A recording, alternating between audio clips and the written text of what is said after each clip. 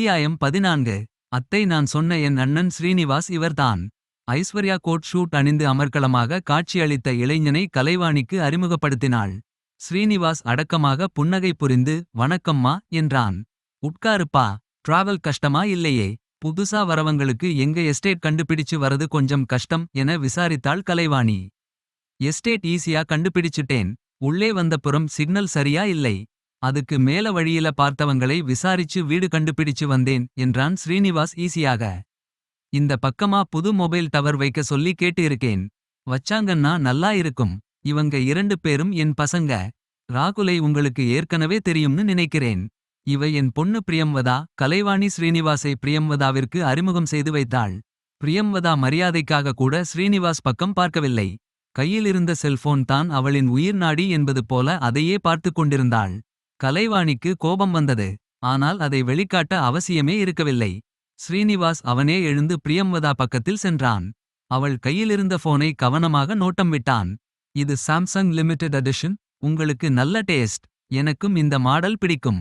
Unfortunately நான் வாங்குறதுக்குள்ளே எல்லாம் with முடிஞ்சிடுச்சு என்றான் ஸ்ரீனிவாஸ். பிரியம்வதா அவனை ஆச்சரியமாக நிமிர்ந்து பார்த்தாள். ஸ்ரீனிவாஸ் நட்புடன் புன்னகைத்தான். அவனின் புன்னகையை பார்த்தவுடன் பிரியம்வதாவிற்கே அவள் நடந்து கொண்ட விதம் அசிங்கமாக இருந்தது. அதை மறைத்துக் கொண்டு பதிலுக்கு அவனைப் போலவே நட்புடன் புன்னகை புரிந்தாள். இதை கவனித்த கலைவாணி, ராகுல், ஐஸ்வர்யா அனைவரின் முகமும் மலர்ந்தது.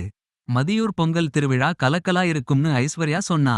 இந்த மாதிரி கிராமத்து திருவிழா எதையும் நான் பார்த்ததே கிடையாது. என்னதான் செய்றாங்கன்னு பார்ப்போமேன்னு கிளம்பி வந்தேன். ரொம்ப நாள் தோழியிடம் பேசுவது போல பிரியம்வதாவிடம் தகவல் பகிர்ந்தான் ஸ்ரீனிவாஸ். நானும் கேள்விதான் பட்டிருக்கேன். இது வரைக்கும் பார்த்ததில்லை. எனக்கு அதுல எல்லாம் பெரிய இன்ட்ரெஸ்டும் இல்லை. பிரியம்வதா மற்றவர்கள் என்ன செய்கிறார்கள் என்பதை கவனிக்கவும் இல்லை. அதை பற்றி கவலைப்படவும் இல்லை. ஸ்ரீனிவாசுடன் சாதாரணமாக பேசினாள். ஆனால் மற்றவர்கள் அதை சாதாரணமாக எடுத்துக் கொள்ளவில்லை என்பதை அவர்கள் முகம் தெளிவாக காட்டியது.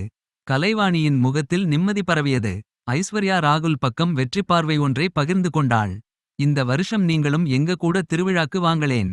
எல்லாமே புது எக்ஸ்பீரியன்ஸ் தான என்றான் ஸ்ரீனிவாஸ். பார்ப்போம். அன்னைக்கு என்ன தோணுதோ அதை செய்றேன். மற்றவர்கள் அமைதியாக இருப்பது பிரியம்வதாவிற்கு அப்போதுதான் உரைத்தது. சுற்றி பார்த்தவள் 3 பேரின் முகத்தை வைத்தே அவர்களுக்குள் ஓடும் எண்ணத்தை புரிந்து கொண்டாள். அதற்கு மேலே அவளுக்கு ஸ்ரீனிவாசுடன் பேச ஆர்வம் இருக்கவில்லை. நீங்க ரெஸ்ட் எடுங்க. நான் என் ஃப்ரெண்ட்க்கு ஃபோன் செய்யப் போறேன் என்ற பிரியம்வதா ஸ்ரீனிவாஸ் பதில் சொல்ல காத்திருக்காமல் அங்கிருந்து நடந்தாள். காடு போல அடர்த்தியான மரங்கள் சூழப்பட்டிருந்த சாலையில் இலக்கில்லாமல் நடந்தாள் பிரியம்வதா. என்னவோ சரியில்லை என்ற உணர்வு அவளுக்கு இருந்து கொண்டே இருந்தது. விநாயக் ஏன் இப்படி மர்மமாக நடந்து கொள்கிறான்? மற்றவர்கள் சொல்வது போல அவனுக்கு மனவியாதி என்று அவளுக்கு தோன்றவில்லை. ஏதாவது காரணத்திற்காக இப்படி நடிக்கிறானா? விநாயக் அப்படி அவளிடம் உண்மையை சொல்லாமல் மறைக்கக்கூடியவனா? அவளுடைய காதலை எப்போதாவது புரிந்து கொள்வானா? பிரியம்வதா கலைவாணி மேலேதான் பெரிய நம்பிக்கை வைத்திருந்தாள். கலைவாணி விநாயக் பற்றி கடைசியாக பேசிய விதம் சரியாக இல்லை. ஸ்ரீனிவாசுடன் அவள் பேசுவதை வேறு அம்மா ஏன் அப்படி திருப்தியுடன் கவனித்துக் கொண்டிருந்தார்கள்? விநாயக்கிடம் நேரடியாக அவளுடைய காதலை பேச இப்போதும் பிரியம்வதாவுக்கு தயக்கமாக இருந்தது. அவளுக்கு விநாயக்கின் குணம் தெரியும். அவனுக்கு குடும்பம், காதல் எதிலேயும் ஆர்வம் இல்லை.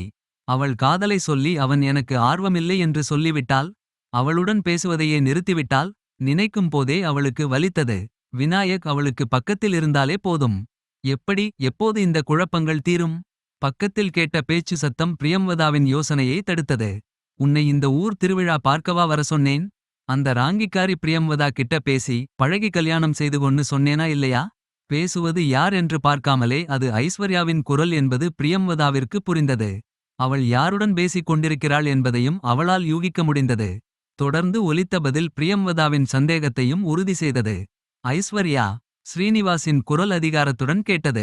எனக்கு இந்த மாதிரி பேச்சு பிடிக்காதுன்னு உனக்கு தெரியும். அந்த பொண்ண பார்த்தா நல்ல பொண்ணா இருக்கா.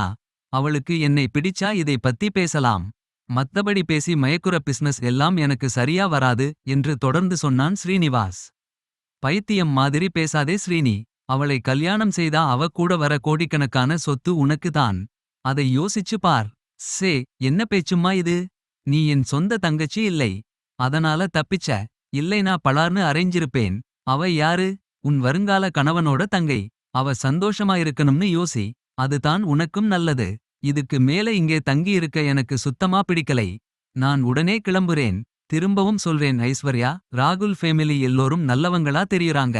இந்த மாதிரி தப்பா யோசிச்சு பேசி உன் வாழ்க்கையை நீயே நாசம் செய்துக்காதே. தொடர்ந்து காலடி சத்தம் கேட்டது. ஸ்ரீனிவாஸ் அங்கே இருந்து போய்விட்டான் போலிருக்கிறது என்று நினைத்துக் கொண்டாள் பிரியம்வதா.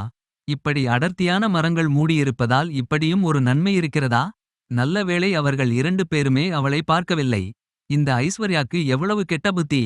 ஸ்ரீனிவாஸ் பரவாயில்லை, நல்லவனாக இருக்கிறான். தொடர்ந்து நடக்க பிடிக்காமல் வீட்டிற்கு திரும்பினாள் பிரியம்வதா. அங்கே